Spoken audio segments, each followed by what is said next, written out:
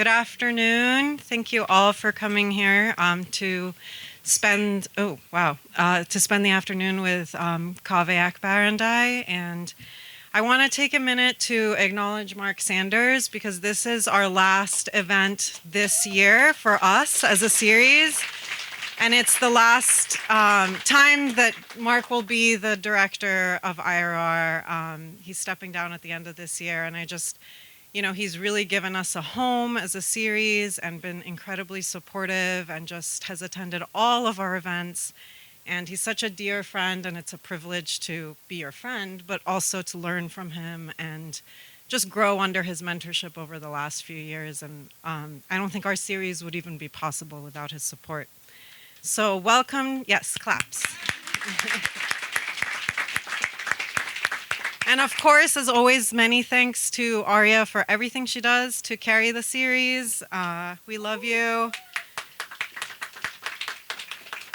So welcome to the Initiative on Race and Resilience and to tonight's Literatures of Annihilation, Exile, and Resistance event with Kaveh Akbar. I'd like to begin by thanking my collaborators and by acknowledging our generous sponsors.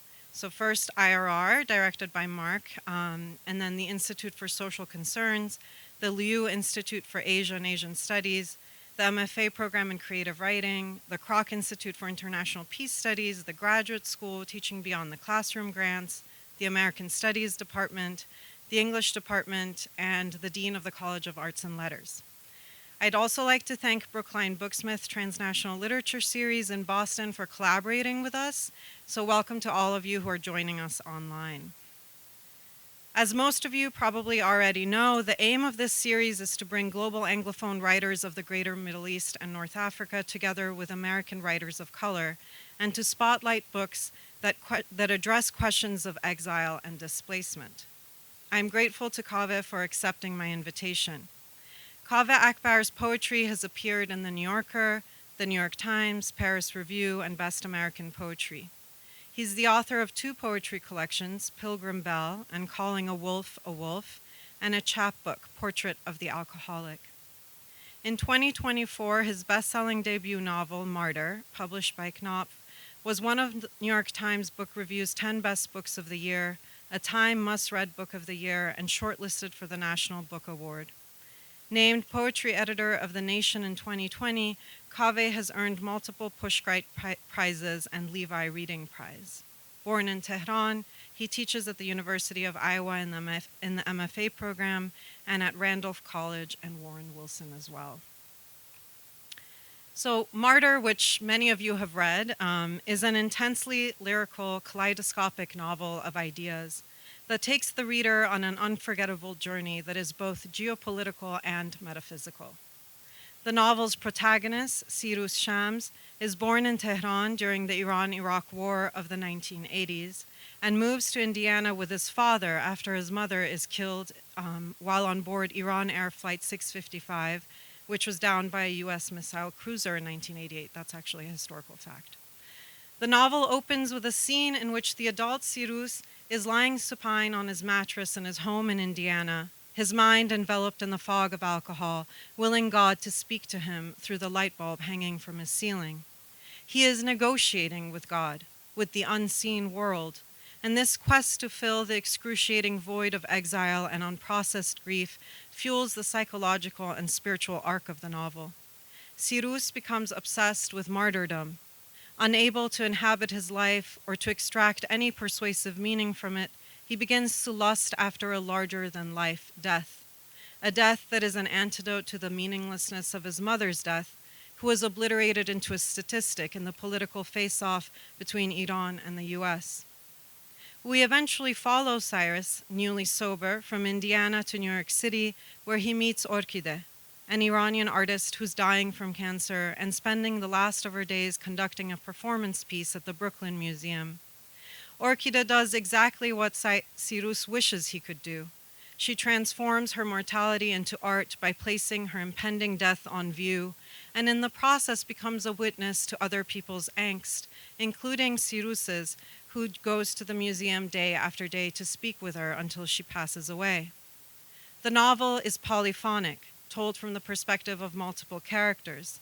Cyrus's father, uncle, mother, the great Persian poet Ferdowsi, but Cyrus remains the centrifugal force to which their narratives are attached. It is the very tug of their language that gives him the momentum he needs to carry himself from one moment to the next as he searches for clues that there might be some glory or even a nascent tenderness in the courage to say yes to life, that the emotional leap required to trust life after it has betrayed him might yield a much higher profit margin than the plot to devise an ingenious death. As I moved through the cyclone of voices that animate the novel, I felt as though I was walking from one room to another, not through doorways, but through a trap door or a window or a hidden staircase.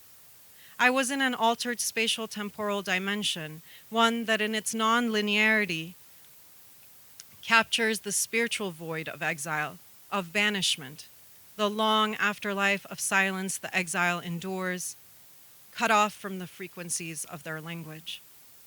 But exile is also an invitation to subterfuge, to reinvent oneself, to acquire a new language, a secondary self whose literacy does not always contain the vocabulary to address the ghosts that linger at the margins of the mother tongue, but which can nevertheless become an archaeological site one obsessively digs in an effort to find the original banished self. The language of the novel is, I believe, unabashedly lyrical and grand because the frontiers of English are being exploded in the search for home, self, and belonging. Because so much of the novel is about martyrs, and because of the decimating political circumstances we find ourselves in, I want to close my introduction with a poem by Mahmoud Darwish from the collection Victims of a Map. I was just at a tribute event in New York City, and my dear friend Amiel Alkali read this poem out loud, and I just thought, what a lovely coincidence. The poem is called When the Martyrs Go to Sleep. When the martyrs go to sleep, I wake up to guard them against professional mourners. I say to them, I hope you wake in a country with clouds and trees, mirage and water. I congratulate them on their safety from the incredible event, from the surplus value of the slaughter. I steal time so they can snatch me from time. Are we all martyrs?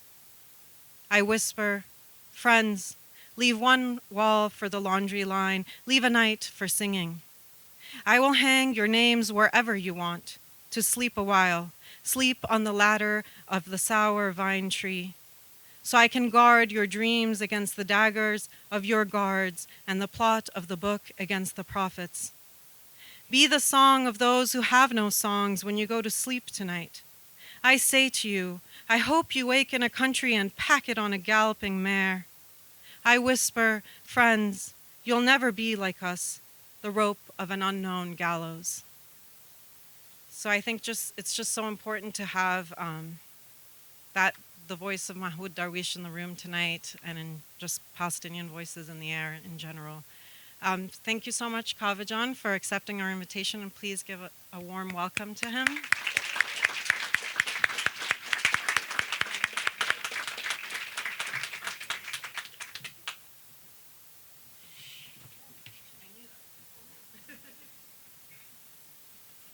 Hi, everybody. My name is Kaveh Akbar. My pronouns are he, him, or anything respectful. Thank you so much. That was incredible. I would like a copy of that so I can study it and read it more slowly. My brain, you were doing a lot of things at the frontiers of language there, to borrow a phrase of yours. Thank you. Rylan, was it? Mylan, shit, I'm so close. Thank you, Mylan. I appreciate it for making me sound cool. I didn't get your name, but thank you for doing that. Hi, virtual friends. Thank you all for being here. It's my luck to be here. I've been to Notre Dame a few times in my life, but never as a adult person who had people in a room to see me being here. So thank you for being here with me. I'm going to just read very briefly from the book that I'm ostensibly gathered here to read, that you are all ostensibly gathered here to hear me read from, but I'm much more excited about talking to Azareen and talking to you all. So I'll just sort of put the book in the air, and then we can talk to each other. Hey, welcome. Come on in. Thank you so much for having me, sincerely. This is really lucky. And thank you. I recognize some faces from the class that I visited this morning. I'm glad that you guys aren't sick of me. Also, my friend Kayla is here, and I saw Gabby in the back. Y'all should go see Gabby after this. It's a very cool night of events that y'all have. All right, I'm gonna read now and stop talking. This is just, you don't need to know anything. This is just the opening couple pages of Martyr. Cyrus Shams. Maybe it was that Cyrus had done the wrong drugs in the right order, or the right drugs in the wrong order. But when God finally spoke back to him after 27 years of silence, what Cyrus wanted more than anything else was a do-over. Clarification. Lying on his mattress that smelled like piss and Febreze, in his bedroom that smelled like piss and Febreze, Cyrus stared up at the room's single light bulb, willing it to blink again, willing God to confirm that the bulb's flicker had been a divine action and not just the old apartment's trashy wiring. Flash it on and off, Cyrus had been thinking, not for the first time in his life. Just a little wink and I'll sell all my shit and buy a camel. I'll start over. All his shit at that moment amounted to a pile of soiled laundry and a stack of books borrowed from various libraries and never returned. Poetry and biographies, To the Lighthouse, My Uncle Napoleon. Never mind all that, though. Cyrus meant it. Why should the Prophet Muhammad get a whole visit from an archangel? Why should Saul get to see the literal light of heaven on the road to Damascus? Of course it would be easy to establish bedrock faith after such clear-cut revelation. How was it fair to celebrate those guys for faith that wasn't faith at all, that was just obedience to what they plainly observed to be true? And what sense did it make to punish the rest of humanity, who had never been privy to such explicit revelation? To make everyone else lurch from crisis to crisis, desperately alone. But then, it happened for Cyrus too, right there in that ratty Indiana bedroom. He asked God to reveal himself, herself, themself, itself, whatever. He asked with all the earnestness at his disposal, which was troves. If every relationship was a series of advances and retreats, Cyrus was almost never the retreater, sharing everything important about himself at a word, a smile, with a shrug as if to say, those are just facts. Why should I be ashamed? He'd lain there on the bare mattress on the hardwood floor, letting his cigarette ash on his bare stomach like some sulky prince, thinking, turn the lights on and off, Lord, and I'll buy a donkey. I promise I'll buy a camel and ride him to Medina, to Gethsemane, wherever. Just flash the lights and I'll figure it out. I promise. He was thinking this, and then something happened. The light bulb flickered, or maybe it got brighter, like a camera's flash going off across the street. Just a fraction of a second like that. And then it was back to normal, just a regular yellow bulb. Cyrus tried to recount the drugs he'd done that day.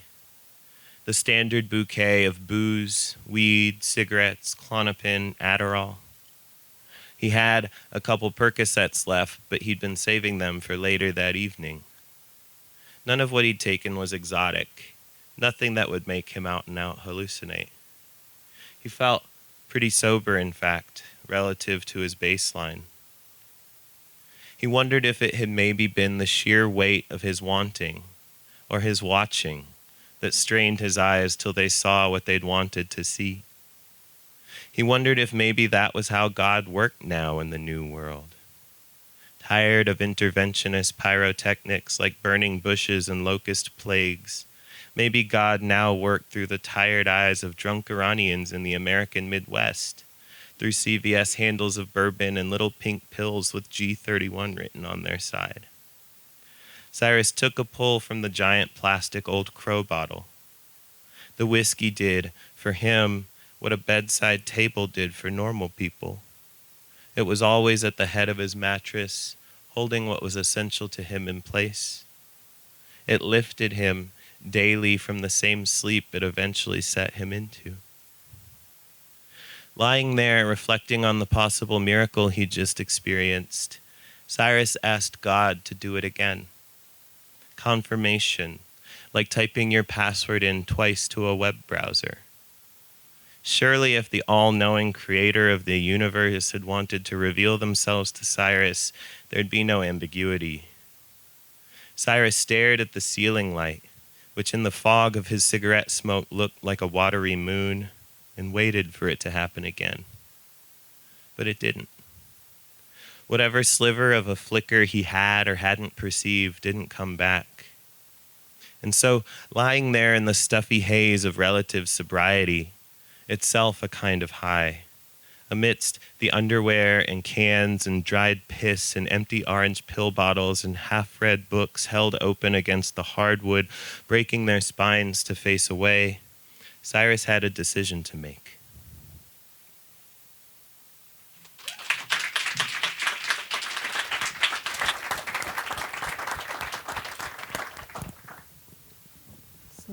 These mics are on? Okay, great. Thank you, Kaveh. So I usually begin these conversations by, because we're dealing with people who are writing in English but thinking or feeling in other languages, by asking, I'd love to ask you about the English language and the ways in which you manipulate it so that Farsi words and idioms as well as Iranian affect can pierce through the surface.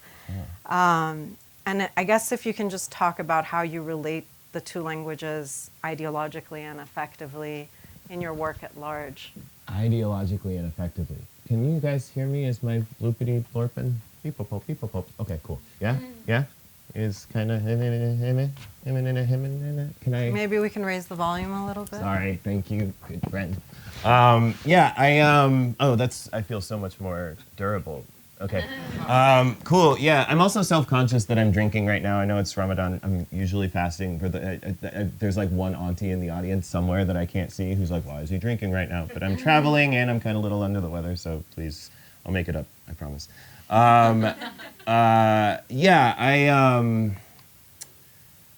fascinated by the inefficiency of English. I think it's a really good playground as an artist. I think it's a really good, I think that we're working in a medium that comes from so many different tributaries. It's evolved so inefficiently and so irregularly that the construction of an English sentence is just so contrary to any sort of like system. It's such a unique language. And I could say like, Johannes, I'm cold, may I please borrow your jacket there? Or I could say like, cold, right? And they're both semantically relaying the same data, right? But like roughly the same data, but one is so much more inefficient than the other one, right? And so I get, as an English language artist, what sounds pretentious, but I think highlights the materiality of the language in a way that feels exciting and true to me, in the same way that like a statuary artist works with statues or bronze or whatever, or like a painter works with paint, right? Like I like the foregrounding of the medium in that way, calling myself a language artist, though I also hear it as being kind of insufferably pretentious, so I say it in like sort of affable-faced crowds like this and not onto the record. But yeah, I appreciate that. I think that being able to look into any sort of room from the outside gives you a vantage point to a kind of perspective that you don't get when you're sitting in the room, right? Mm-hmm. I think that when your nose is pressed up to the mural, it's hard to make out what's going on when you're and so in a room full of Iranian people, I always feel like the least Iranian person. In a room full of Americans, I've certainly never felt particularly American, and so it can be psycho-spiritually corrosive and has been at various, significant terminals in my personal growth, but is also creatively advantageous, right? Mm-hmm. Being able to step back from the language and recognize these inefficiencies. And this, if in Farsi, if you want to say, like, I miss you, you could say, Dalam barat teng shode, right? Mm-hmm. Which is, which is, I mean, colloquially, it's like, I miss you, right? But what it literally translates to, the language is like, my heart tightens for you, right? If I translate that, and if I'm translating that from the Farsi into English and I say, my heart tightens for you, suddenly it's become like weirdly Baroque and sort of lyrical and sort of flowery, florid in a way that it doesn't sound in the Farsi. Like, it's not this like big, you know, pronouncement, fancy sounding pronouncement, you know, it's just like, I miss you, you know? But if I just translate it as I miss you, you're losing the heart, right? You're losing the tightness, right? Both translations are wrong, right? And there's no middle ground. You can't say my heart tightens, miss you, or what, you know what I mean? Like, there's no sort of compromise between the two. So you at some point have to choose. And I feel like that is a delicious little synecdoche for the use of language to articulate experience or consciousness at all, right? You know, the idea that inevitably there's going to be a delta. I mean, this is, you know, everyone in this room knows about like signs and signify, you know, but like there's going to be a delta between the thing that is coming out of my mouth and the object or sensation or experience that I'm trying to apply language to. And I think that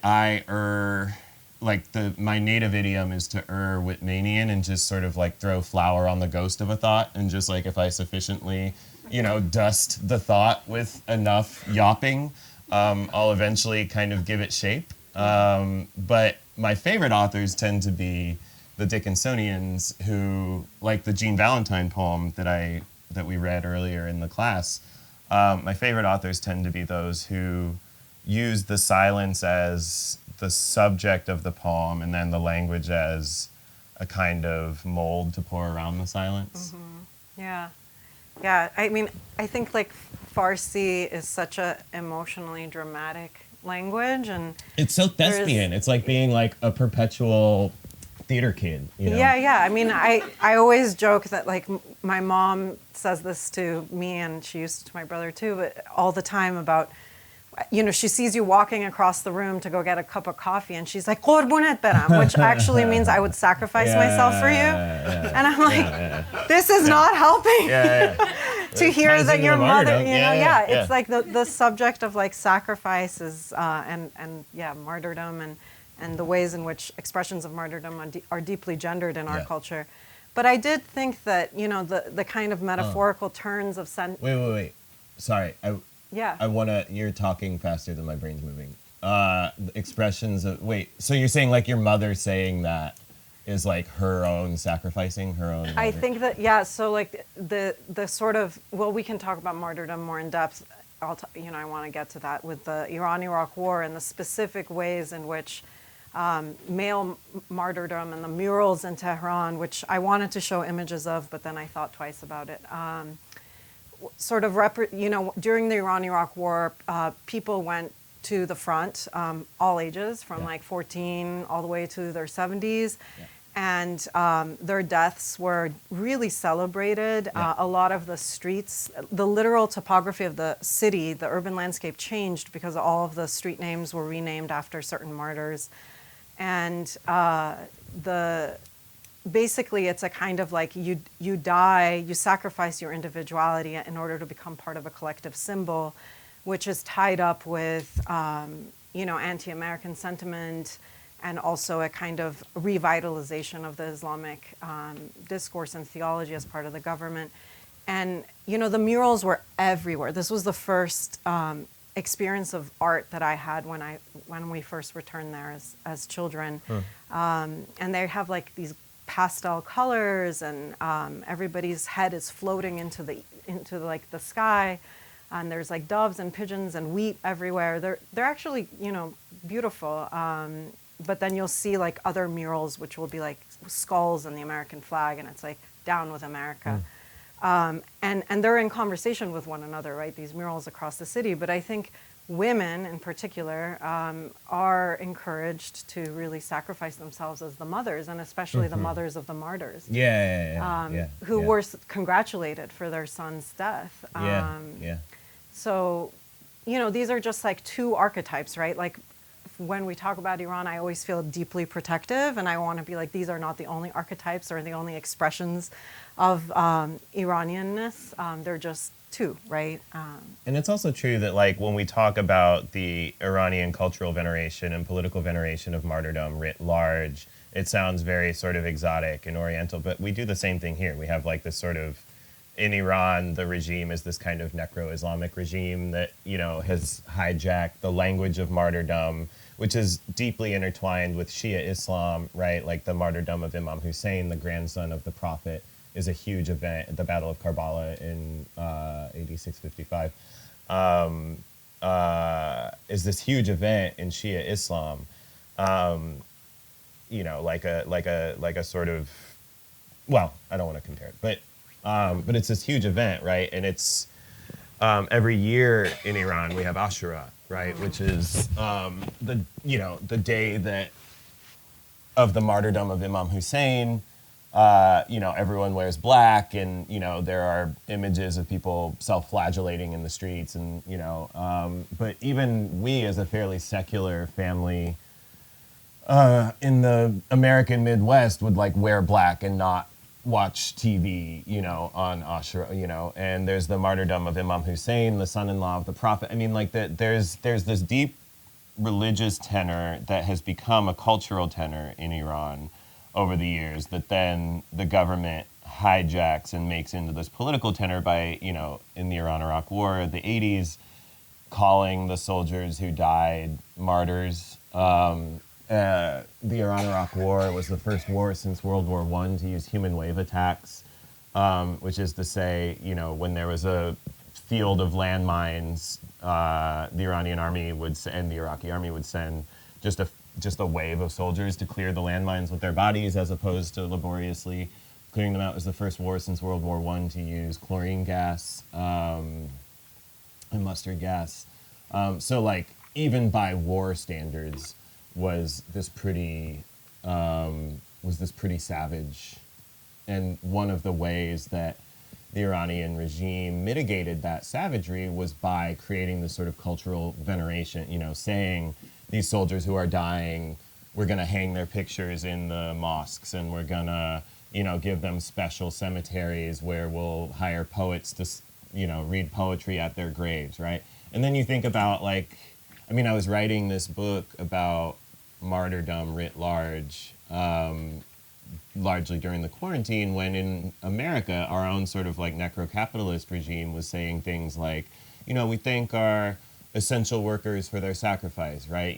Essentially sort of lubricating our gullets. I don't know what this metaphor is, but, essentially just sort of paving the way for our acceptance of their inevitable, or what would seem inevitable demise, though, it was an organic pathogen exacerbated by myriad systemic and political factors that fractured its effects along socioeconomic and racial lines, right? And in order to obfuscate that, our regime was saying the exact same things, right? Just instead of wrapping it in the language of Islam, it was wrapping it in the language of sort of secular capitalism, right? Like, we thank our essential workers, right? It is, and that was, I think, more than anything, one of the sort of like animating rages. And again, when I say rage, I mean the kind of rage that emerges from a surfeit of compassion, a rage that emerges from an ability to perceive the interiority of the harmed, and to perceive the harmed as having an interior life as vital and complex as my own, and a heart that could fit in my chest, and etc.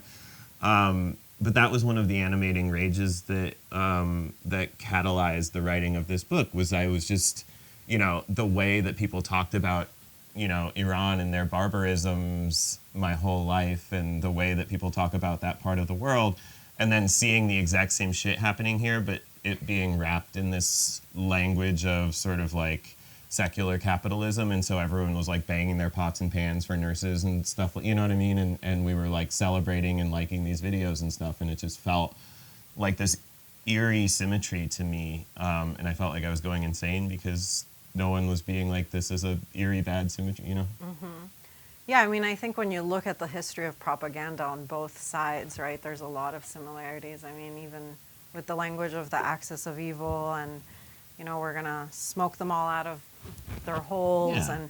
and it's just there's a lot of it's such a painful thing, really. But I mean, the Middle East has become like the U.S.'s backyard, and they do with it what they want. And for generations, the region is going to be decimated. I mean, there's like I could weep my whole lifetime because of this.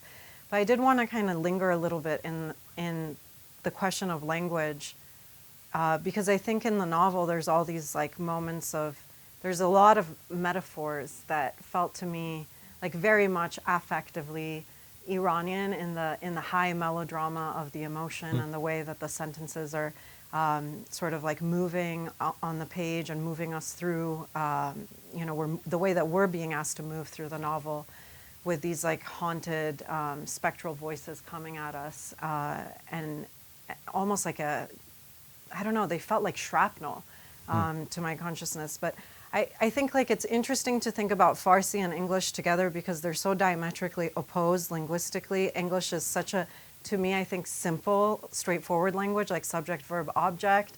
But that's what makes it so grammatically pliable. Like you can pull it apart and do all kinds of experiments on it. But I think it's interesting from an ideological perspective because it is the language of empire, and it's the language that is also used to like violate our personhood, right, as peoples of the Middle East, of the region.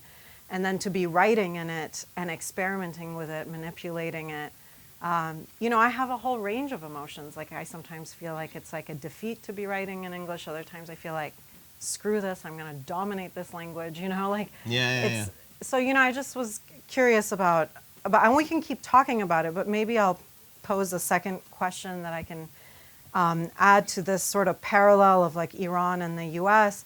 So we know like Cyrus is obsessed with death, and early on in the book he has a job where he's play acting. He's like a dying patient in a hospital, helping doctors practice their bedside manners, and you write play acting at dying. He pretended to be one of those who perish. He liked how the Quran put it that way: not until you die, but until you are of those who perish. Until you are of those who perish. I find something really comforting in that line. There's a quality of ongoingness about death in the Islamic tradition. And Cyrus specifically says that he's not talking about death in the Sylvia Plath sense of the word. So can you talk a little bit about the nuances of that distinction? I love that. Yeah, that's a cool thing that you've zoomed in on. I mean, that ongoingness, that entry into a club, those who have perished, right, implies what feels to me to be a very Islamic view of death, which is to say that, I am here in front of you all on a 5-minute bus ride in between two infinities, right? And this bus ride, the idea that I should be complaining about the windows being down and the breeze being too breezy on my face, or, the bus being too cramped or whatever, is so sort of laughably superfluous because, the eclipsing magnitude of these two eternities just makes, is always foregrounded in one's consciousness. But, the idea that you get to be entered into the array of those who perish. I don't know. I find that very comforting. I find, I think one of the sort of baffling things is that about being alive is that we're not all talking about that all the time, right? The idea that we're all sort of hurtling towards an infinity from an infinity that nobody has ever reported back. Well, maybe. I mean, depending on your sort of theological loadout, very few have ever reported back from. Very few to none have ever reported back from. Or I guess everyone, depending on certain, there are certain Vedic traditions. But I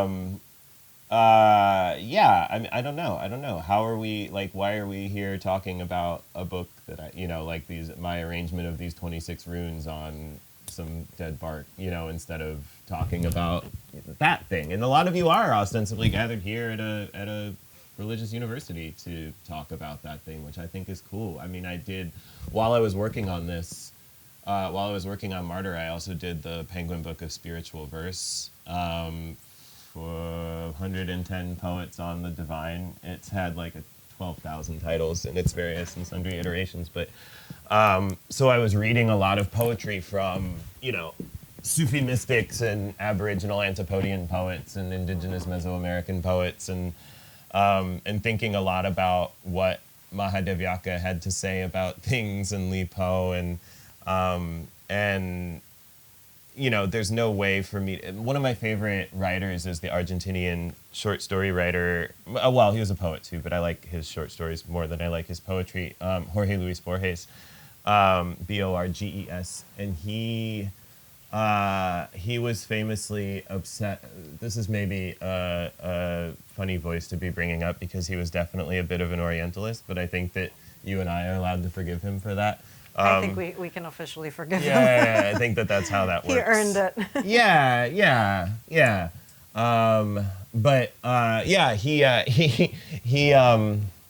He has this great essay where he talks about how the writers in Argentina should learn from Muhammad, because he calls the Quran like the Arabic book par excellence is his language. Because in the Quran there is no camels. He says there are no camels in the Quran, and that proves its authenticity, because if there were an outsider, if there were a tourist, writing about the Arab world, they would be filling it with camels, right? That would be what is aberrant, right? It's like, what was that bad book that everyone got mad at? About American Dirt. Right, where she was like italicizing burrito or whatever, like, and like that idea of the authenticity being that you don't have to remark upon what would be, and you don't have to sort of italicize camel or whatever. And he's like, and the writers in Buenos Aires could learn a lot from this instead of always trying to. And this is remarkable for two things. One, I think it's like a beautiful, valid point that, people should not try to sort of like fetishize their own cultures or orientalize themselves. But also there are camels everywhere in the Quran. Like there are a ton of camels in the Quran. And so like Borges had just like obviously read like a part of the Quran, which was more than like the people that he was talking to had read, because nobody challenged him on it, right? But the part that I was actually, why did I start? Oh, yeah. So late in his life, Borges actually, so if you've read him, a lot of his writing, like the Book of Sand or the Library of Babel, a lot of his writing orbits various approximations of infinity. He was really interested in these ideas of infinity, and late in his life, he actually, one of his favorite approximations was the Sahara Desert. Again, bit of an Orientalist. We're allowed to forgive him. We're all ethically mature enough to take what we need and leave the rest.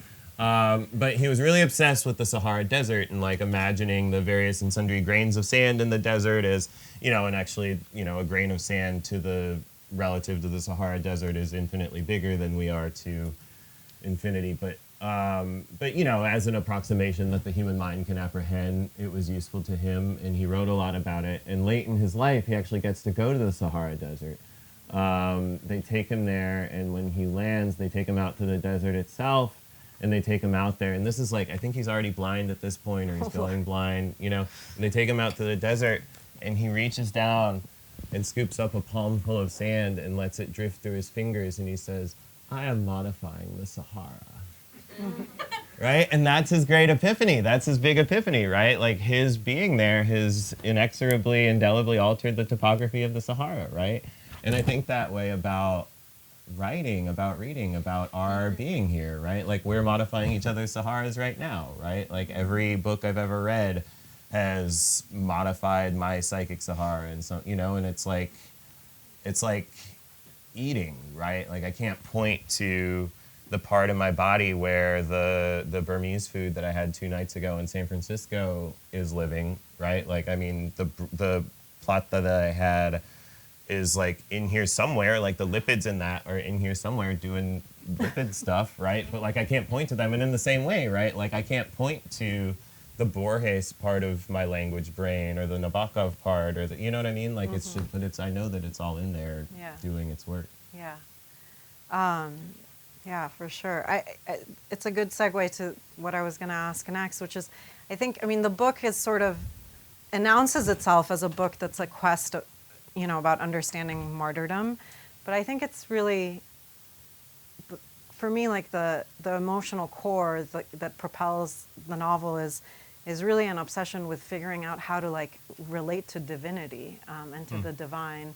You have the epigraph by Liz Spector, "Oh God, I just remembered that we die," and then the epigraph is completed at the end of the novel about, well, but in the meantime, the strawberries are in season, which is sort of like talking about this in-betweenness that you're talking about of like how are we alive to ourselves and to each other while we're here? Yeah. And I think like It's a beautiful way to say that. like there's a great line from Sufi poetry that Cyrus thinks about. It goes like this: "Lord, increase my bewilderment." And it made me think, I've been sort of learning how to pray again. I sort of like divorced God for a long time, and now I'm finding my way back to like an organizing force in the universe.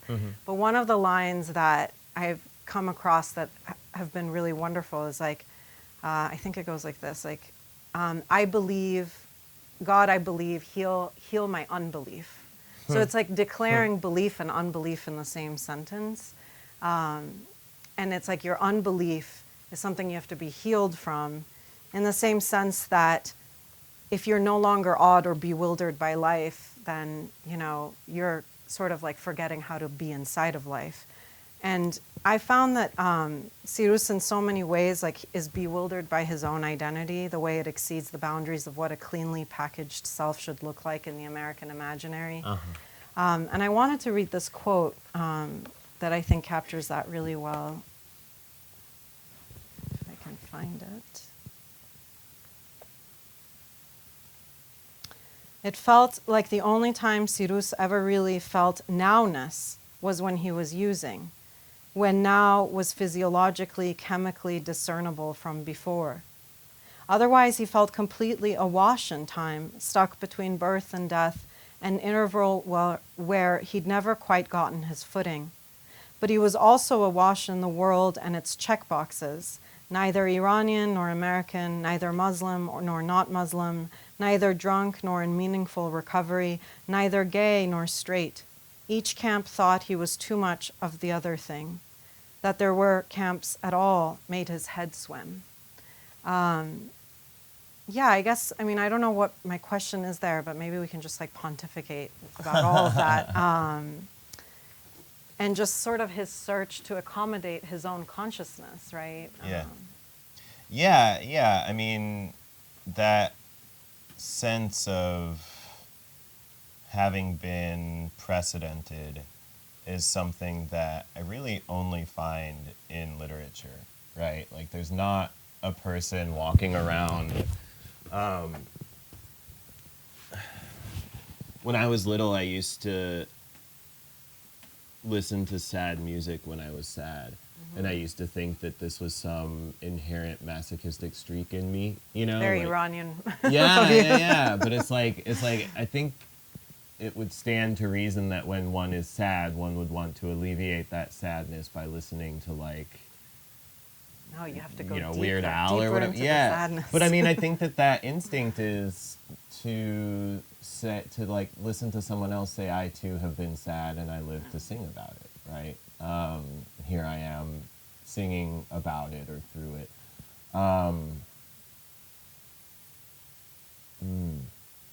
Yeah, the taxonomical designations that one can apply to oneself, I think, can be useful in terms of finding precedent and community.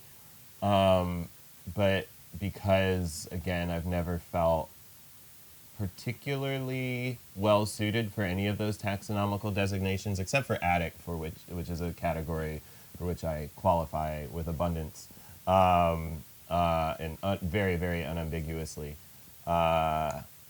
None of the other categories have ever felt particularly useful for me in that way, which is not to deny them their utility in the lives of others, right? But it's just, again, if I tell you that I'm Persian, you start speaking to me in Farsi, and my eyes go big, and I can make out every fifth word, and then I have to explain to you that, you know what I mean? Like, or if I don't know, like, it's just, if I tell you that I'm Muslim, you know, you ask me about the masjid that I go to, and I talk to you about how I think of Islam as a kind of hyper unmediated relationship between an individual and their higher power. And, you know, you were talking about reacquainting yourself with prayer, and prayer is a part of my life as well. You know, some days I start every morning in prayer. Some days it's as simple as saying, "Lead me where you need me, and show me thy will in ways I cannot possibly misunderstand," which I think is a nice way to invite not me into my head before the me that had me, you know, nearly dying. And, you know, I used to sell drugs, and I was really bad at it because I was too nice. So I'd be like, let yourself in, I'll be over in 20 minutes, you know. So I'd get like robbed and burgled a lot, and so I was living in conditions that were not necessarily super conducive to the maintenance of any kind of homeostatic equilibrium. Yeah, and so, I mean, I don't know, like, but I also think that, like, again, prayer is this thing that we feel, or I don't know, I'm speaking in the first person plural. Prayer is this thing that I have felt the need to have a lot of certainty around in my life.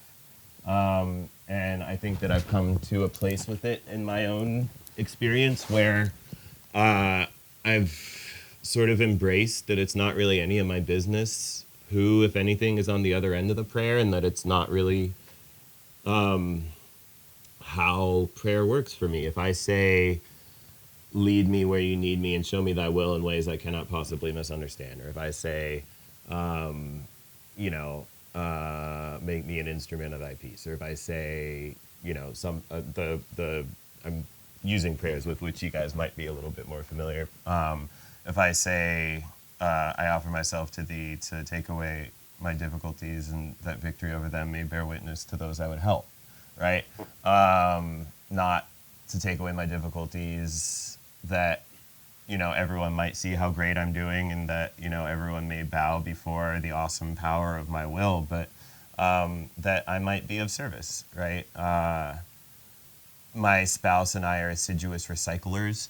I had a friend come over. We were like rinsing out some cat tins while a friend was in our living room the other day, and they were like, "You know, they all end up at the same landfill that, you know," and it's like, yeah, I have the same Google that you have, you know, like like I've read the same articles, and I know that it all ends, but the act of rinsing out every tin is reminding me that I am connected to a system larger than myself, and that my presence has weight on the planet, and makes me more mindful of that in my living, right?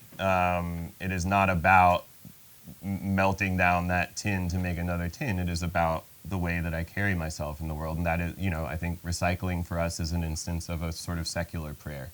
I think when I sit down to write a poem, say, for the unhoused in my community, I don't write the poem for the unhoused in my community and say, "Oh, job's done, wrote them a poem, you know, bet they're going to be fine now." You know, I write the poem, and then, you know, I go get socks and Cliff Bars and maxi pads, and I take them to the mission, and that is how poetry works in my life, right? Like, the poetry points me to the action. It doesn't supplant the action. And in the same way, prayer, you know, if I pray for my mother in the morning, I don't say, "Bet she's fine," you know what I mean? Like, I pray for my mom, and then I remember to call my mom later in the day and give her the reps that will keep her, you know, the mental reps that will keep her. Teresa of Avila said, "God has no hands but ours," right? I can't improve upon that. Yeah, I like her work. Yeah, can somebody tell me what time it is?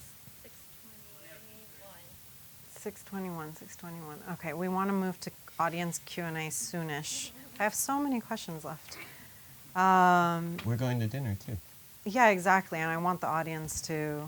I'm not going to ask you questions about your novel at dinner. I'll let you be a regular human. But one of the things that I thought was really wonderful at the end of the book is all of the different things that art becomes, right? It becomes lifeboat. It becomes a way to communicate with the abyss. It becomes a way to learn to love passionately. It becomes a sanctuary. And I guess I'm speaking for myself as a writer. I think writing is also a way to play at dying. So I think of art, writing particularly as a practice of martyrdom, not in the big martyrdom, capital M kind of sense, but in the sense that you have to be willing to die on the page, and sort of tap into parts of your consciousness that might be bigger or higher or more connected than your sort of the self with which you move through the world. So I was just wondering if you would think of the book of sort of the language and art making in language in that way. Yeah, I mean, I can say that when I got my first box of the books at my house, the dominant sensation somatically was a feeling of being less afraid to die, which I think had less to do with having made this thing, but more to do with just that it was final enough that no one could take it away. It was like this no takes backsies permanence to it, and like not even I could fuck it up, like not even I could, relapse my way into taking it away from me, and so there is that sense. I don't know. I mean, I'm reverent of the idea of participating in a conversation that has preceded me by millennia and will continue long after the last person has forgotten my name. And I think that there is a kind of liberating smallness in that, right? That allows me to write about the things that I want to write. This is a book about martyrdom in Iran and Iran Air Flight 655, but it's also a book about Sonic Youth and Lisa Simpson and Kareem Abdul-Jabbar, and I think that the Venn diagram, or the intersection of the Venn diagram of those interests, is like exactly one person, and you're looking, you know what I mean? And it feels good to be able to try to, the poet Liang Li says syntax is identity, right? Meaning that the way that language moves through us, then comes out of us, is indelibly inflected by all of our histories and genealogies and geographies and every book that we've read in the order that we read them, and every movie that we've seen in the order that we've seen it. And it feels, I mean, I joked with my spouse when this came out that they could dump the text of the 85,000 words of this book into a sufficiently intelligent AI and just hang out with that after I died, right? Like, because for real, like, I really feel like it's like, I mean, it would be like 85% the sensation of hanging out with me. You know what I mean? Like, I really do genuinely, I mean, I genuinely believe that. Mm-hmm. Yeah, I mean, I feel like every book we write, we're rearranging our syntax in a sense, right? Like, our consciousness is transformed by the work that we write. Yeah, and I mean, like, if I was as smart as that book, I would have dictated that book. You know what I mean? Yeah, it's like coming from... Yeah, I mean, and like, I know how repellent it is to say words like the muse or the unconscious or whatever, but like, it is objectively, empirically true that I am not as smart as that book, right? I could not just turn on my voice notes app and dictate a book like that, right? So there is something happening, right? Like, whether you want to call it the unconscious, whether you want to call it training of the instincts, whatever you want to call that thing that allows not me to not my intelligence. There is something that happens when I write a poem or when I write prose that allows not me to inflect the way language happens. Yeah, I'll say this before we turn to audience questions. Like, I think one of the other aspects of the book that I really was taken by was the intertextuality of the book, in the sense that there's like the Book of Martyrs inside the book, and then there's also at many points like Cyrus talks about, oh, I'll put this in my book, you know, or so he's referring to the book. So the book kind of keeps folding over itself, like, you know, in this really interesting way. And structurally, it's also very sort of fluid. I don't know if you've seen any Giovanni Piranesi etchings. I'm sure you've seen them, but you maybe don't remember. Know the name, sorry. But he basically like has real and imagined architectures, Roman architectures, like superimposed on each other, and they're very sort of like gritty and atmospheric and fantastical.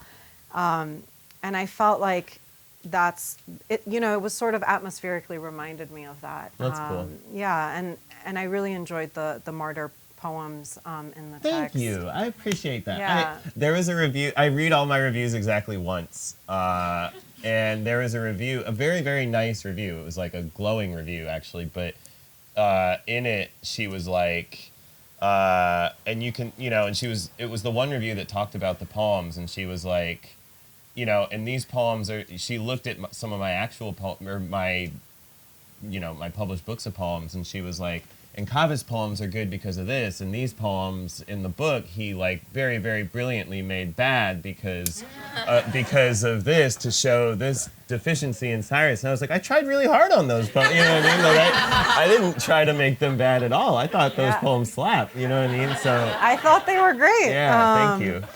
Yeah, but you know, just this sort of like rooms inside of rooms, this kind of structure of the novel.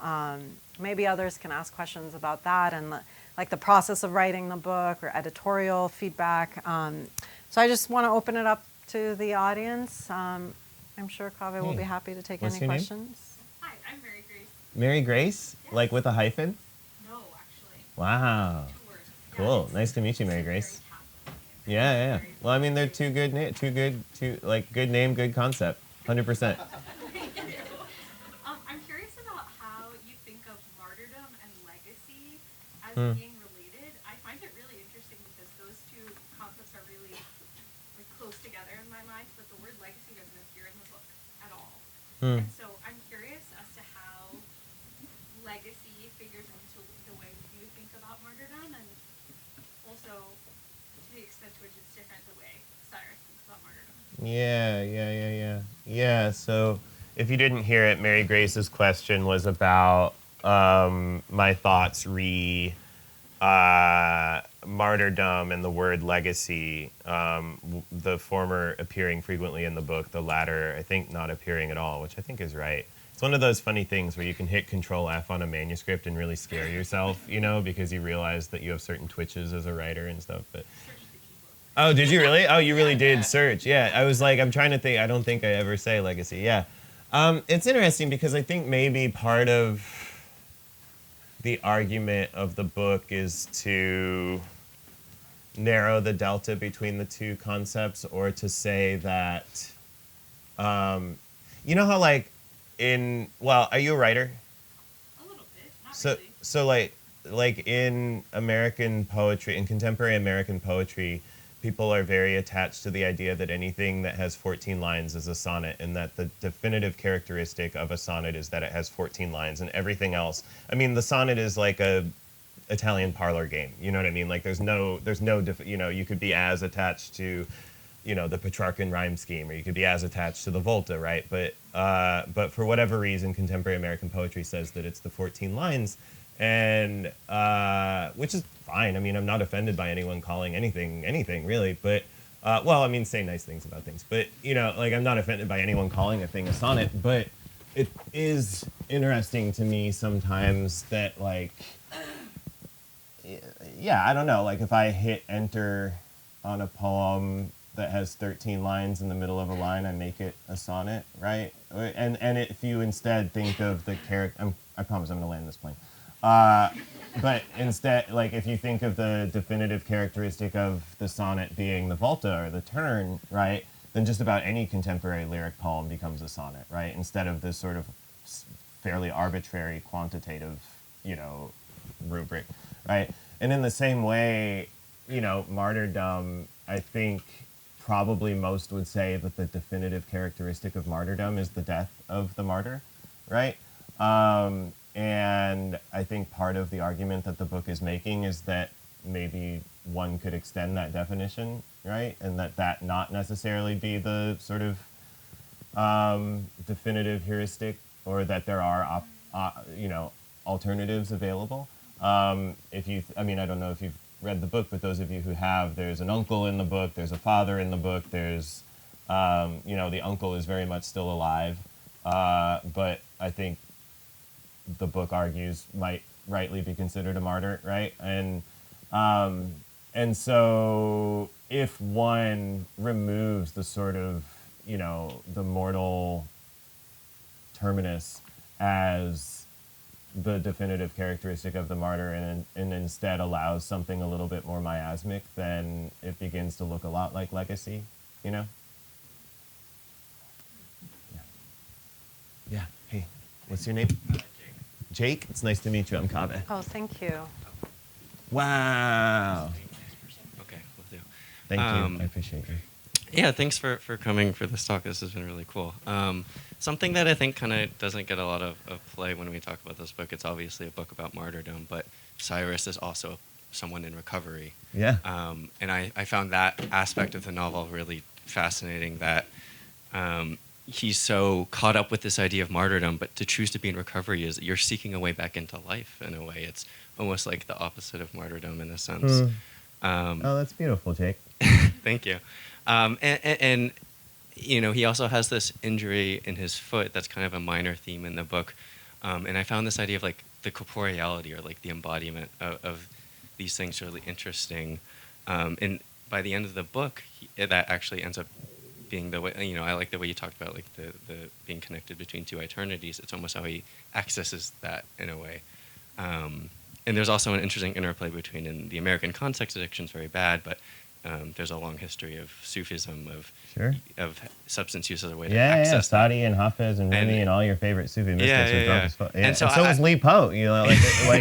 Apocryphally, Li Po died by drunkenly out on his boat. He saw his reflection in the water and dove in after himself. Yeah, and so to make a long question short, I'm really interested in your thoughts of how we can connect these ideas of like corporeality and like the limits of what we can do as humans who live in bodies, and in accessing the divine, and how you kind of played with that. Yeah, that's such a beautiful question. I love that. Yeah, I mean, Yeats talks about us all. This is the second time today I'm quoting Yeats. I'm just on this kick, but Yeats talks about us all being these beautiful immortal souls fastened to dying animals, right?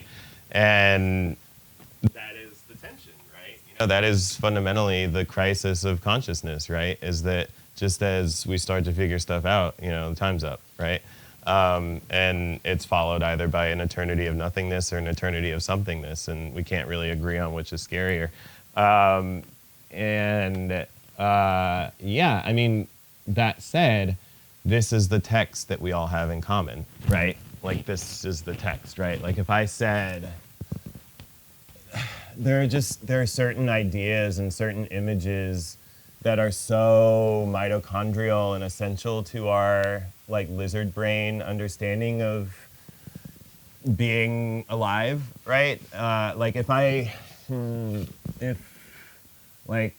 that window popped open and, like, a bunch of snakes flew in, like slithered in through the window, right? Probably most of us would run out of the room, right? Despite the fact that intellectually, like, we see that we're in a room surrounded by electronics and wires and lights, and we intellectually are aware that in America, many orders of magnitude more people die from electrocution and fire than from snakes, right? But electrocution and fire have been around for an evolutionarily insignificant amount of time, and so our brains don't know to react to that reflexively the way that our brains know to react to the snake window. I say this to say there are ideas, there are images that are totemic, right? There's a reason that poets since time immemorial have spoken in these monolithic monosyllables, like these stone bone, Enheduanna, who's the earliest attributable author of our species, who I have also spoken about today. So it's like her and Yeats for me going head to head. But Enheduanna, a lot of the translations from the ancient Sumerian cuneiform that existed of her work prior until like the past 20 years were these kind of like anthropological translations of the trot. So reading the earliest attributable author of our species, a lot of the books were like stone, bone, bird, woman, cry, and now we have translations that make her sound a little bit more like what she would have sounded like to her contemporaries. But this is the text that we have, right? This is the technology that we have to apprehend both our civic station and our cosmic station is like basically here. There's the extrinsic technologies that we have in each other that language give us, and then there's the intrinsic technologies of the body, right? And it seems that, I don't know, it seems like those things have been good for a while now. It's one of those like if it ain't broke, don't fix it. I don't know. That's not what I want to say. That's not how I wanted to land that. But here we are. Thanks, Jake. Yeah. Yeah. Hey, Thank you. My name's Rachel. Rachel, it's nice to meet you. It's great to meet you. It's a real pleasure to be in this room and to hear everyone's thoughts in this discussion. And I had an articulation of my question, but I got so excited by the shout out to Enheduanna that it has flown from my head. You're a fellow head. I am. One of my friends co-curated the She Who Wrote show at the Oh, Morgan. no yeah, way. Oh, shit. Oh, that's so cool. Yeah, so no, that rules. You're really I'm really an head. You're like, King Sargon and all this. That's awesome. So I'm going to try to grab what the question was, but it actually segued from Jake's a bit in this idea and your comment that some of the book is about the courage to say yes to life.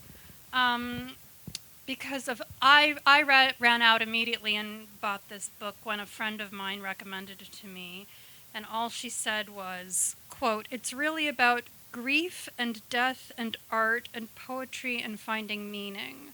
And I wanted to bring up the first word here, grief. Mm-hmm. This hasn't really come up in the conversation yet, other than obliquely, in this idea of saying yes to life. I was wondering if you could talk a bit about the real existential crises that some of these characters grapple with, whether it's feeling not so psyched about being alive until meeting Layla or what have you, and sort of, a little bit about the grief that comes with saying yes to being around and sort of dealing with that. Thanks. Yeah, thanks, Rachel. I appreciate that. I'm 11 and a half years sober, and the idea of wanting to remain alive each day, I don't know. I'm very much like this stuff. The stuff that we're doing here right now is like how I keep my dog in the expensive kibble. You know what I mean? Like what I actually do. What I actually do with my life is I work in recovery community. You know what I mean? And I have newcomers with whom I work, and I'm not going to name the program of recovery that I am a part of because this is being recorded, which probably tells you the name of the program that I'm a part of. But I say that to say, like, that is what I actually do with my life, right? Like, this stuff is cool, and I really like writing, and I care about writing, and I care about language, and I care about art. But repaying the gift that was freely given to me, which kind of miraculously also is how I keep myself alive for another day, is the thing that I built my life around, right? And so, I don't know. I think, Azareen was speaking about Cyrus's ability to continue finding his life bewildering and surprising. My spouse is also a poet, and when we first started courting, we were living at opposite parts of the country, and so in keeping with insufferable poet tradition, we started sending postal letters back and forth. And for months, we just sent daily postal letters, and we were writing each other daily poems, which was actually this really high stakes thing we both admitted afterwards, because like if you write like a C+ poem, they're gonna be like, oh, maybe I shouldn't, busy myself with falling in love with this person. But yeah, I just remember in one of their notes to me early on, in one of their letters, and I don't think they'd mind my sharing this, they wrote, how lucky to realize I haven't felt everything there is to feel. And yeah, I mean, the daily reorientation towards that possibility, I think is something that literature helps me with, I think is something that, and grief is one of those things, like part of the qualities, part of the pulverization of grief is how algorithmic it is.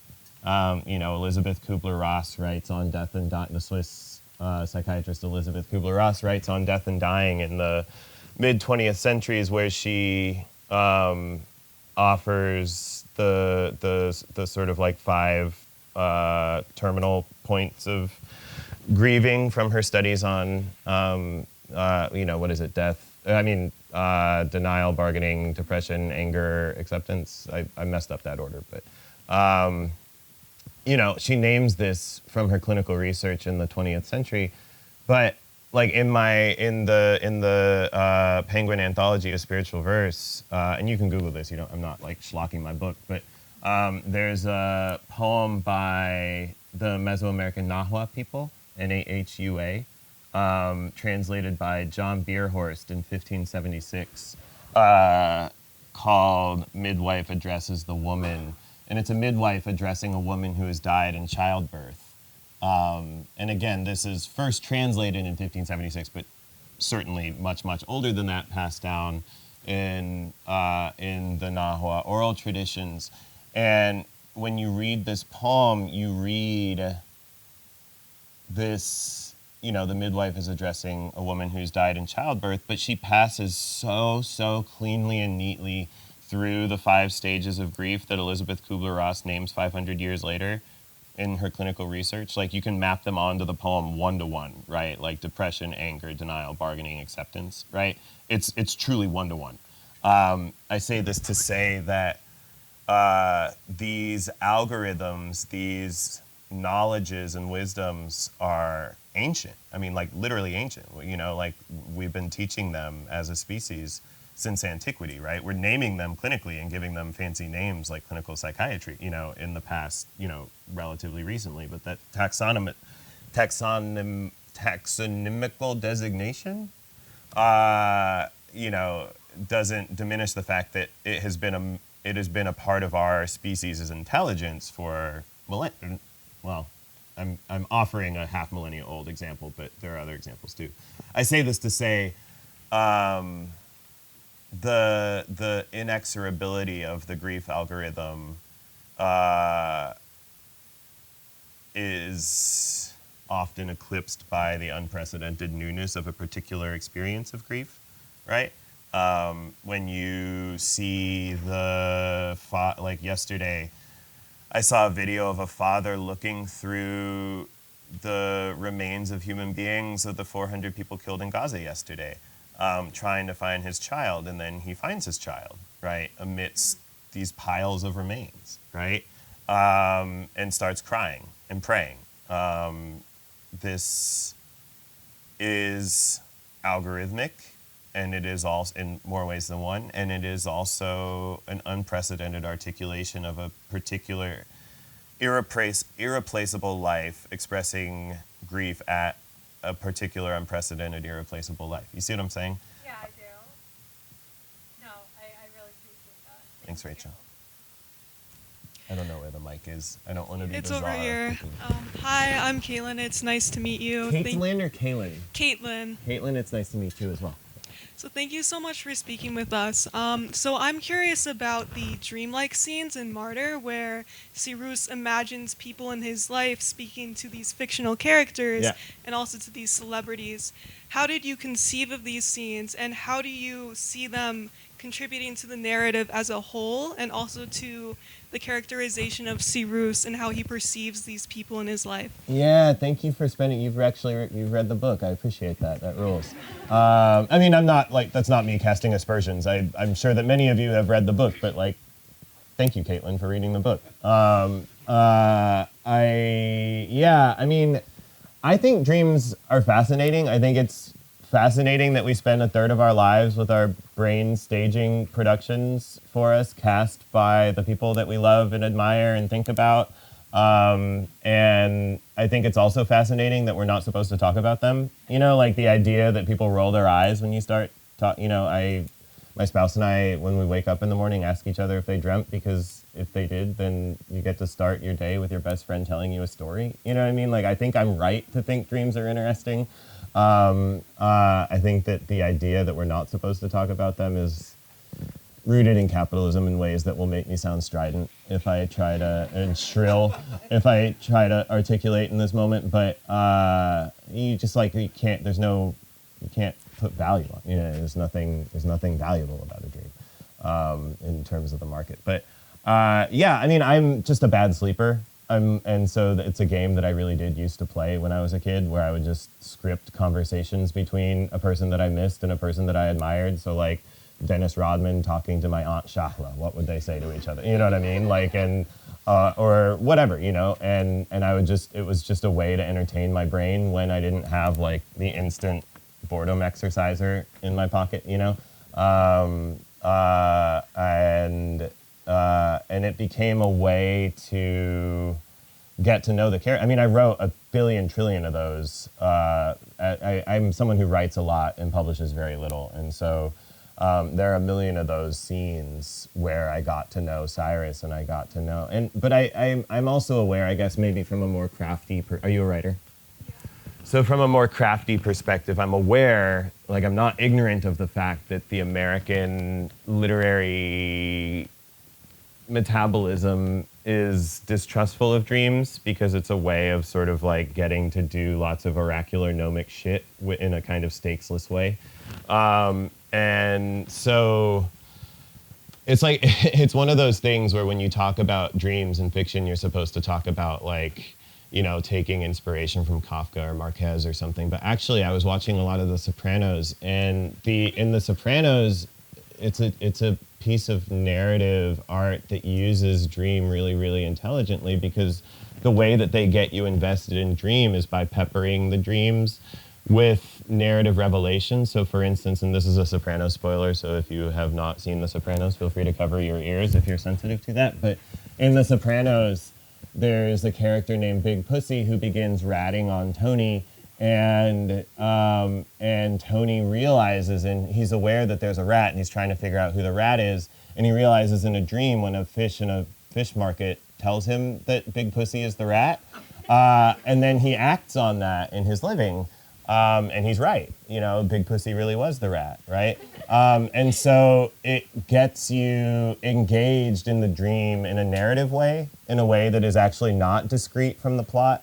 And so I stole that. Every dream in the book has some sort of breadcrumbs, has some narrative stuff happening. You know, there are central mysteries. If you've read the book, you're aware that there are some central mysteries in the book that begin to unravel or reveal themselves as the book progresses. And in each dream, there is Cyrus's unconscious going out a little bit further than his conscious mind and unraveling those mysteries, which is a fun game to play, and consciously or unconsciously sort of communicates to the reader that the dreams actually have stakes, and that there is narrative data to be revealed in the dreams, and they're not just, you know, modular, skippable chapters. Hey, take care, friends. Hi, my name is Gabriel, over here. Oh, hey, Gabriel. I like your name very much. Thank you. Thank It's you. a good name. Thanks very much.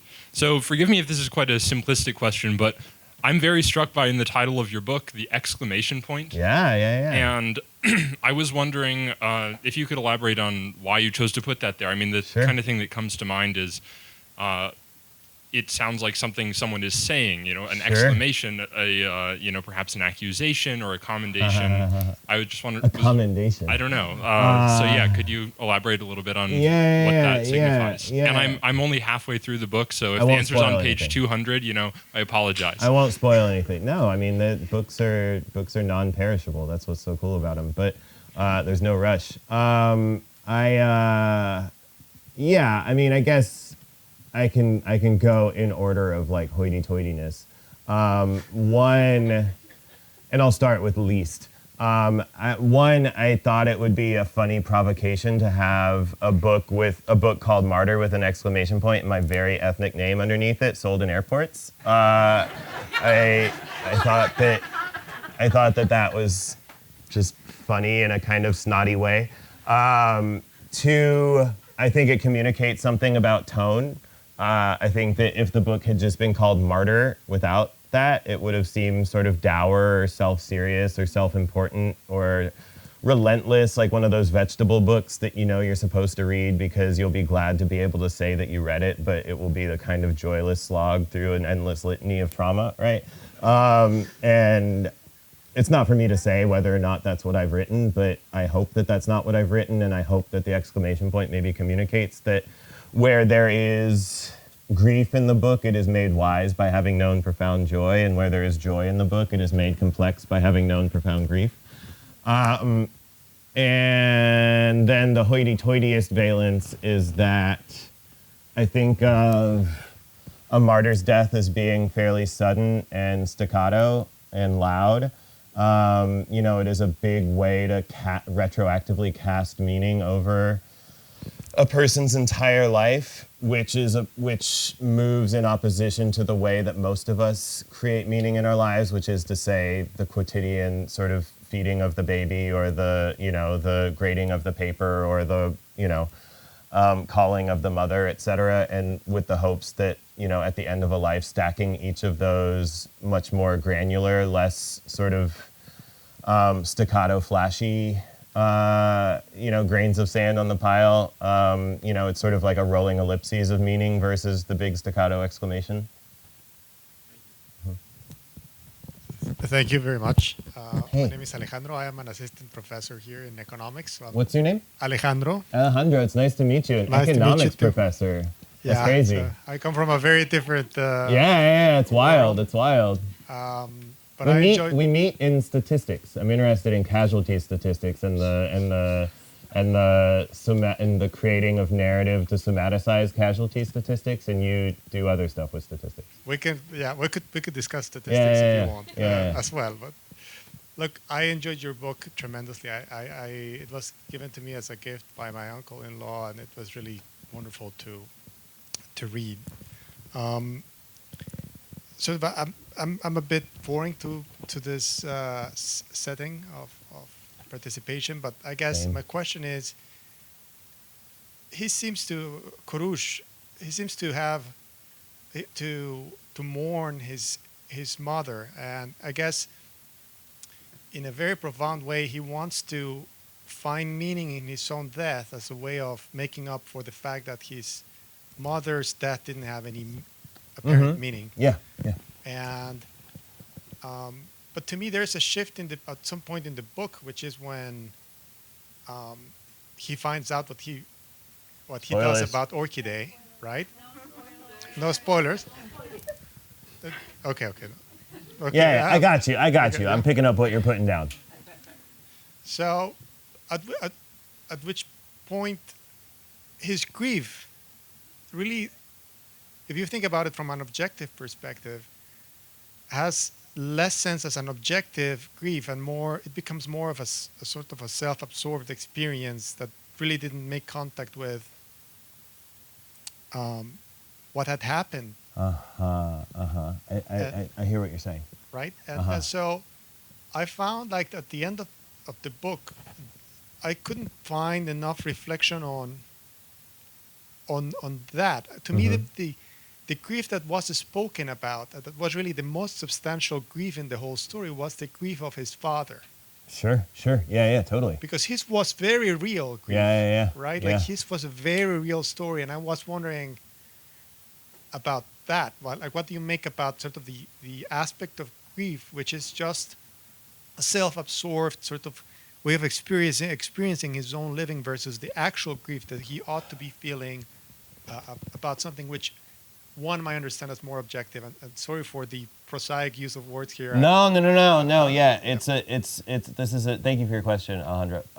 Yeah, it's a new phenomenon for me too, to be talking about writing in ways that risk spoiler, right? Like, no one cares if I'm like, the last word in this poem is bird, or, you know what I mean? Like, yeah, so just talking, and I'm also a petulant toddler about spoilers, like I'm such a baby about them. But luckily I've read my book, so, yeah, I mean, it's a beautiful question. I think that the way that I can talk about it without putting my thumb on the scale is to say that what Cyrus's grief metamorphosizes, that's not how you say that word, into by the end of the book, with the various and sundry discoveries and things that he learns over the course of the book and the things that are made available to him, becomes this big eclipsing thing that makes moot the attempt to even gesture towards trying to wrap language around it, right? So there's the quote earlier in the book, and I think I was talking to the class with whom I met earlier, about this. Brian Eno, the musician, has this not very good book called A Year with Swollen Appendices, but in it he has this great quote where he's talking about listening to blues singers on records, and he says that listening to their voice crack on a record, like hitting a note that the vinyl can't capture faithfully, or hitting a note that the vinyl has like warped and is no longer able to record, is, and this is the quote, the sound of witnessing emotional events too momentous for the medium assigned to record them. The sound of witnessing emotional events too momentous for the medium assigned to record them. And my sense of the book is that in that final chapter of the book, not the coda, but the book's final chapter, Cyrus's experience of the world becomes that emotional event too momentous for the medium assigned to record it, right? And instead of it just being grief, it's a lot of things, right? Including pride and anger and, and when it becomes too momentous for the medium assigned to record it, it becomes incumbent upon the artist, who is me in this sort of meta way, to show the fracturing of the medium in some capacity, and so the world starts melting, right? I think we have one last question, and Cool. then we want to do book signing. Cool. Hey, what's your name? Hi, I'm Jane, and Jane. I wanted to ask about something that I don't think we've touched on very much, but it was one of my favorite aspects of the book, and that's the aspects of humor in the book, because we've talked a lot about the very deep aspects and the trauma and everything, but I mean, Cyrus is clearly a very funny character, and you've made the room laugh a couple times, so I'd say you're pretty funny, and for me. I've always seen people talk about humor as a way to ignore serious things, and kind of a dichotomy of things being funny and things being serious. Yeah. And I think this is maybe my favorite book I've ever read that kind of ties those together without making It's a that big thing to say to a person. a dichotomy. Thank you. So I'm interested in kind of how you balance that as you were writing, and kind of how you view the humor interacting with the more serious things. Yeah, thank you for saying that. That's really, really generous, and I appreciate you reading it.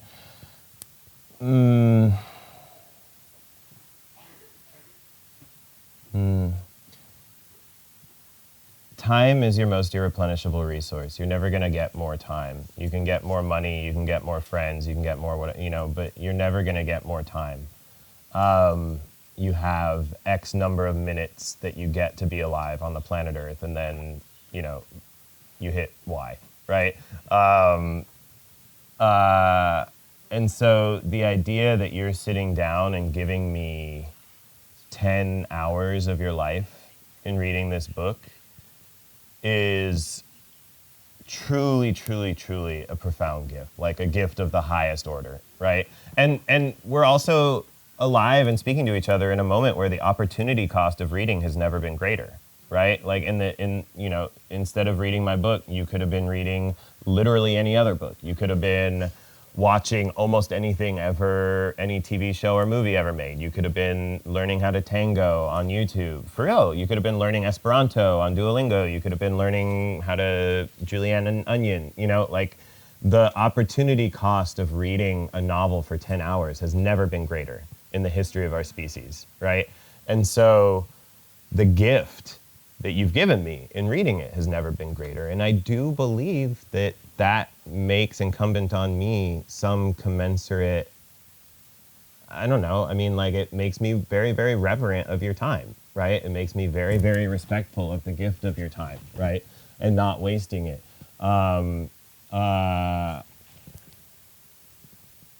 Horace, the poet Horace said, "Dulce et utile," that's sweet and useful? Is it? What? Dulce, yeah, sweet and useful.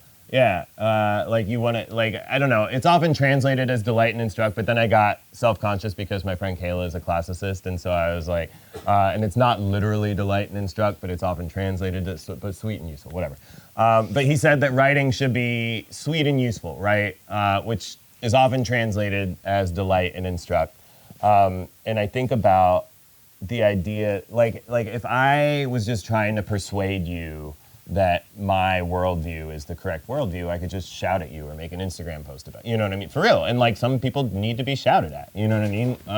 I'm not saying that, but like that's not what I go to novels for, right? And if you are giving me the gift of 10 hours of your most irreplenishable resource, right? Like I want to give you the gift of delight and instruction or sweetness and utility. And I think that because of the perceived urgency of our times and the perceived unprecedentedness of our moment, a lot of writers and artists writ large are galloping very, very quickly into instruction, right?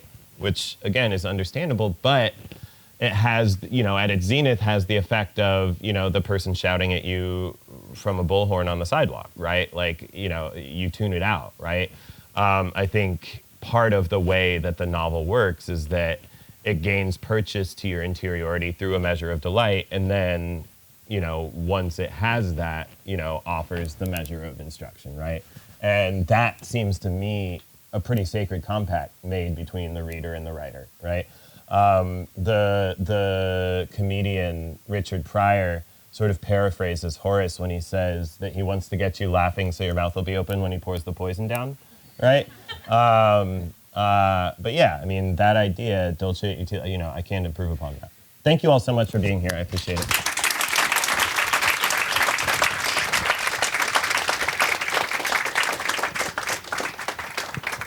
Are you okay to sign some Yeah, books? yeah, totally. Yeah, Where we do you want have me to be? books for sale in the back. I know a lot of you have your copies. If you would like Kaveh to sign that, please feel free to come up.